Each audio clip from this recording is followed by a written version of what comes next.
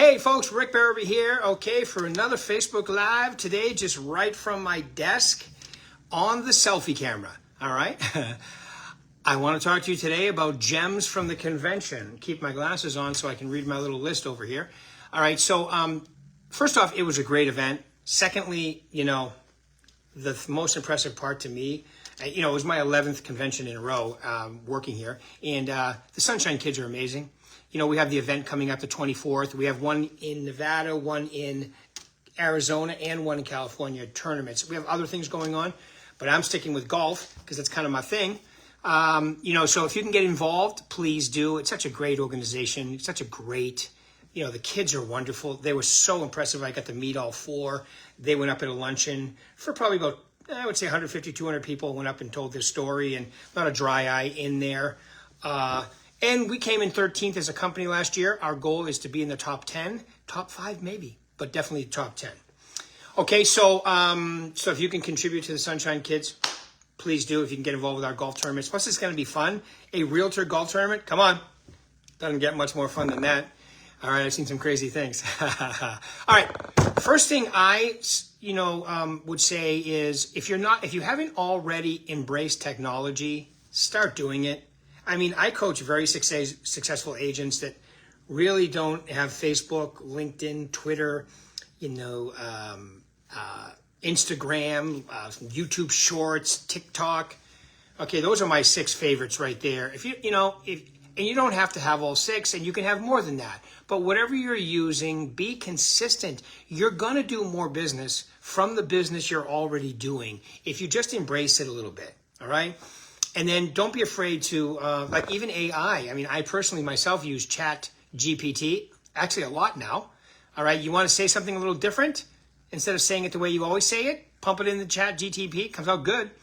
Okay, I use Opus Clip. Yeah, Opus Clip.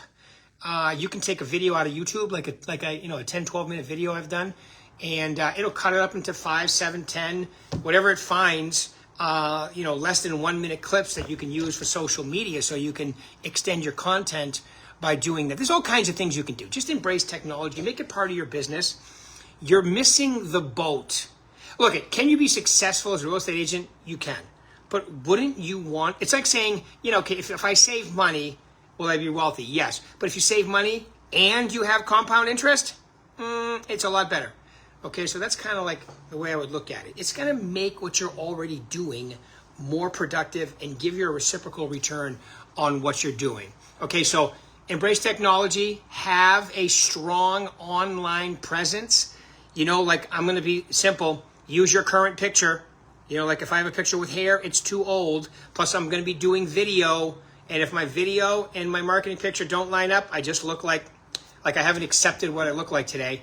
The only person who's dissecting you is you, okay? And maybe 2 really mean girls you went to high school with. But other than that, okay, so just embrace who you are, you are who you are, and you're the one who's going to be on the appointments, unless you have an avatar, which I don't think anybody does yet. I see a lot of people using them as their pictures, though. Come on, people. You don't think we can tell? Oh, I think it's hilarious. I get a call from somebody and it's got their avatar. I'm like, yeah, that's not them. All right, so use your current picture. Be proud of what you look. Be professional. Dress right. If you don't like the way you look, go to the gym. Go on a health kick. If you're going to save a lot of money and be successful, I'm hoping you're going to be able to use it later on, right? That's the whole idea, I think. All right. We also talked a lot about, one thing I heard a lot about is conversations. Like I hadn't heard that at a convention, other than maybe at a Mike Ferry or a Tom Ferry or even maybe Brian Buffini. But a lot of people aren't talking about the human connection. They're just not talking about it as much.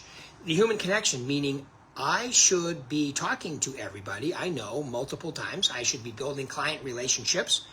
I should be maybe even learning how to communicate more efficiently. Some NLP techniques and so forth, repeating, approving, finishing your sentences on a downswing. If you get really good at communicating, now I'm going to tell you, I was good at talking. I had a lot of words come out, but I didn't have a great message. I started in real estate when I was 12. Remember that? Okay, I was 19, but I felt like I was 12. I looked like I was 12. But so I've been doing this 39 years. I know it really hurts to even say that, but it's an incredible business. And by the way, the lawsuit, eliminate the noise, people. Nothing's changing for a while. Okay, if they get the changes they want, it's not till July. You ever notice there's always things to be distracted about? You know what it reminds me of? Two things. When I first started in the business, I was in for 7 or 8 years, and then this ominous thing came that almost shut down the business. I'm being facetious here. The internet. I remember when the internet came out. Yes, I'm that old. I remember before the internet. I tell my kids that. They're like, what? Before the internet? Right? Before the internet, okay, we had MLS books. They came out every 2 weeks. All right, but my point is, that was the first major disruptor in my career. Internet's coming out. I hope you enjoy your job, because in 2 to 3 years, you will be unnecessary. And I was like, wow, it's been a good run. Okay, good 7 or 8 years for me. I'm doing okay. Too bad. I got to find something else. I actually believed them for a while. And then I realized we're still here because of that. Client relationships, the personal touch. If you're not good at it, like I was not, all right, you have to work at it. People have to feel special working with you. Make me feel important. By the way, if you follow anything about your license, fiduciary responsibility really requires that. Okay, their needs come before yours, and if they can't feel that, they don't use you, they don't refer you. If they can feel that, they tell everybody, and then their brothers and sisters and cousins and all them too. All right, so get good at client relationships, folks. I mean, you owe it to them and to yourself. Get good at your craft. I also wrote down here, stay informed and adapt. That's coming. Guys, once again, here we go. Back in my day. No, I've been around since before buyer agency. It used to be sub-agency. Agent to the seller, sub-agent to the seller, if there was two involved. And that's where that caveat emptor comes from, buyer beware. Then at around 93, 94, maybe it was 95, somewhere in there, mid-90s, they came up with buyer agency, which was the best thing ever invented. Now, the fact that it's taken 30 years to have somebody force us to start using a buyer broker agreement, that's a long time. We're lucky. You can't put a listing in MLS without a signed contract. Why should you work with a buyer without a signed contract? It has nothing to do with, well, if they buy from someone else, I'm still going to get paid. That's not why I get it signed. I get it signed so they understand that I'm working for them. It creates a fiduciary relationship.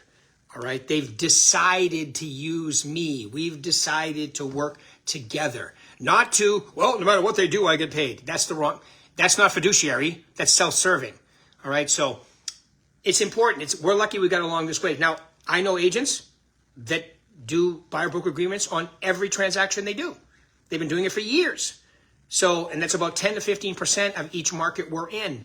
That's it. All right. It really spells out what's going to happen. It creates the relationship, and it really puts both of you in charge, which is really what you want. Okay. So stay informed, adapt. There's going to be some changes coming. Start using the buyer broker agreement immediately, if not yesterday. All right. Because you should have been using it anyway. That's the way you should look at it. You know, buyers think you work for them when you show them properties. You don't. You don't. They need to know that. They should know that from the beginning. Unless they sign a contract, now you're on the same team. All right, and for people that are motivated, they'll thank you. For people who will waste your time, they won't sign it. So it's a great test close as well. Okay? So definitely stay informed and adapt. Right now, change nothing other than if you're not using a buyer broker agreement, start using it. And there will be other changes coming eventually, but fortunately, I wouldn't worry about them because they're not here yet. It's all talk at this point. It's all noise. Eliminate the noise. While we're at it, eliminate the news too. Why would you ever fill your mind with the toxic crap on the news today? And I don't care which ones you watch. They're all equally horrific and horrendous. You pump that stuff into your head, it affects your blood pressure, your heart rate, your well-being. And then you guys, some of you, I call them news junkies. You can't get enough news. Wonder what's going on today. Stop it. Replace that with audiobooks, getting better at your craft, studying your market. That's a way better use of your time. Okay? And then once again, and that's where my last point is, invest in continuous learning. Always be learning. Your mind is, what they keep coming up with new stuff about the brain. You know, your mind is really limitless as to what you can do. And every time you learn something new, you're creating new pathways, neural pathways in your brain. It's like exercising for your brain, learning. Okay, it'll keep you away from some of those diseases that people get when they get older too. Keep moving. Eat as well as you can. Okay, get a little bit better. You know, if your diet needs, get a little bit, because, you know, look, if you're going to be doing this and you're going to be saving money and hopefully becoming wealthy and, you know, helping people along the way, obviously, right? Like this too, and charities and so forth. All right. But you want to, when you decide to stop doing it, you want to be able to do it comfortably and so forth. And you want to be still in good shape, in good health. Maybe I'm thinking that because I'm 59. All right. And I'm not going to do this forever, although I might. You never know. I mean, I think it's good to have a goal. You're not going to, I mean, I'm always going to be I'm always going to have my real estate license, so I'm always going to be doing things. But there could come a day when you decide, hey, maybe I want to sell my company. Maybe I want to, you know, do a little bit more traveling or whatever. You should be financially in good shape, physically in good shape, mentally in good shape, hell, spiritually in good shape. Okay, and the only way that happens is if you spend time on it every day. Go to the gym every day, or at least go for a nice walk, eat right, you know, do all, I mean, it's when you're headed in the right direction and you're doing the right stuff, you always feel better about yourself. Because I know, because I've done both, the wrong direction, the right direction, and in the right direction feels, you know, the wrong direction feels good at that moment. And then you pay for it later.